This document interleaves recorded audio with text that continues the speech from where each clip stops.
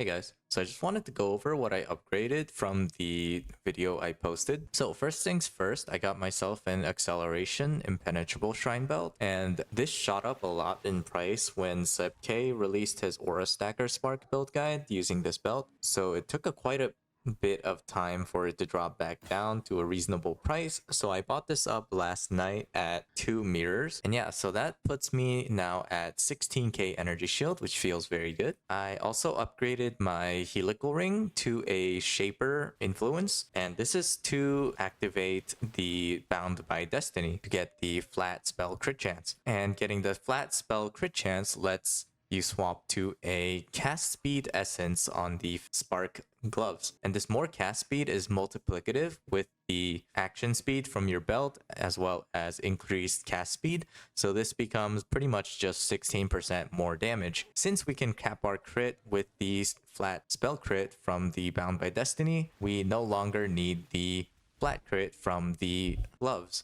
For this Shaper helical ring, so right now I'm using Shaper Crusader ring, but you don't need the Crusader influence as you can get that on your goal. I'm just using it to get that lightning effect, so it's mostly just for MTX. If you use double influence on the ring like me, then you'll have a harder time crafting the ring as well, since it adds a bunch of other weighting or mods we don't want, so I do not recommend doing that. So for this ring, there really is no good way to craft this without fracture, since we can't fracture influenced items. So what you're gonna have to do is just spam your essence until you have a T2 or a T1 strength roll that you want, or you can forego the strength entirely and then just roll until you hit a all elemental res roll. But if you want the strength, then you're just gonna have to roll for the strength and then exalt until you can hit the all elemental resistances. So it's pretty much RNG whether you hit this or not.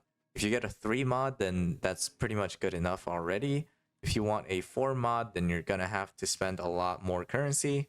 Yeah, the prefix here is very good, the gain life on hit with spells, but it's not a required component of the build, since we do have instant leech with regular damage leech while you're affected by vitality on the Watcher's Eye. Once you have this prefix, you can drop the mod on your Watcher's Eye, since this gain life per hit is enough recovery to survive even without the leech, which opens you up to a lot more possibilities of combinations on your Watcher's Eye.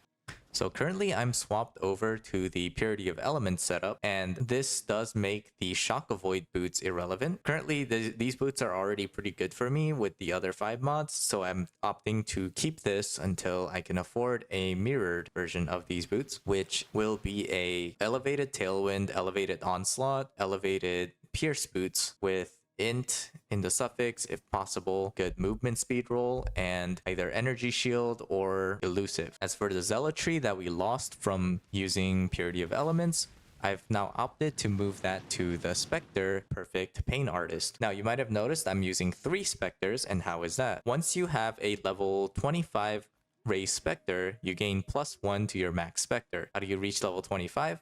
Well, first you gotta use a level 2120 raise Spectre. Quality is important for the all elemental resistances, and then you use a level 4 empower to give it 3 levels, and then you have to swap out your Jiquani's potential with something that has +1 to level of all spell skill gems. One important thing here is that you should have a +1 level of all spell skill gems in your offhand as well. And that's because when you accidentally press X to like swap out gems, or you accidentally pressed it while trying to hide loot with the Z key, then it can make one of your specters die. They would drop out down on the ground, and you have to, after you swap back to your Jiquanis, you have to raise them again.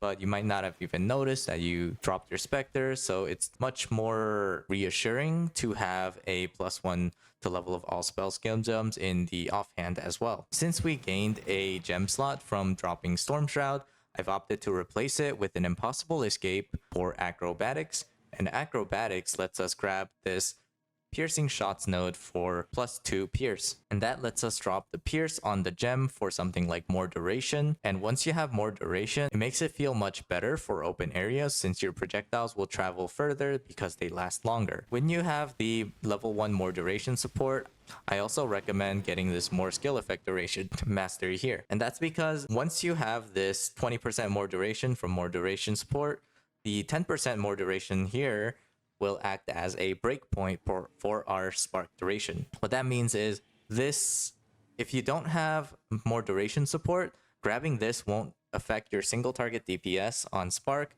because it doesn't give it enough duration to hit an extra time.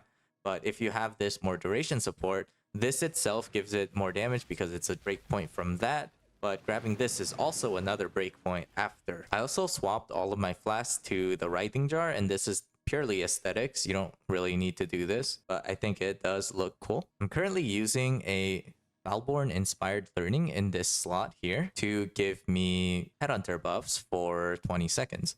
This by itself isn't really that great, so I do recommend pairing it with the rune graft of the warp to make it last 30% longer. I've also swapped over to the Immutable Force, and what Immutable Force does is it lets you pretty much take stuns and not feel it, so you'll recover from stuns very, very fast. And that also opens us up to switching the Pantheon from the Brine King to the Lunaris. And Lunaris is very great since while you're mapping, you'll pretty much have the 8% PDR always. You have 10% chance to avoid projectiles as well, which is very good for us.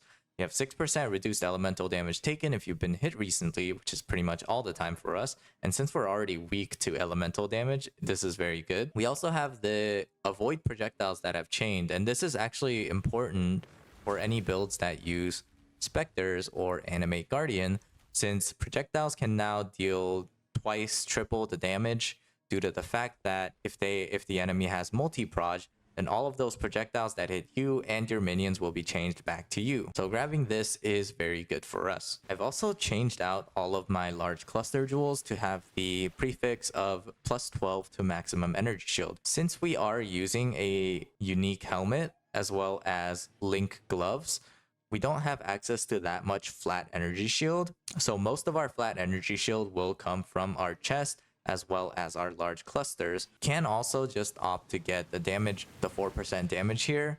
But if you like a more defensive build, then I would suggest getting one like this. Swapping over to the Purity of Elements setup also opens us up to replacing either one of the suffixes on the ring or one of the clusters with cast speed. The cluster jewel is a more efficient source of resistances, but since I am already capped in fire and lightning res without the cluster jewel, I've opted towards this since it is a very efficient source of cast speed. If you were to craft the helical ring and have cast speed instead of resistances here, then you would need the resistances here still. But yeah, that's about all I've done with the build so far.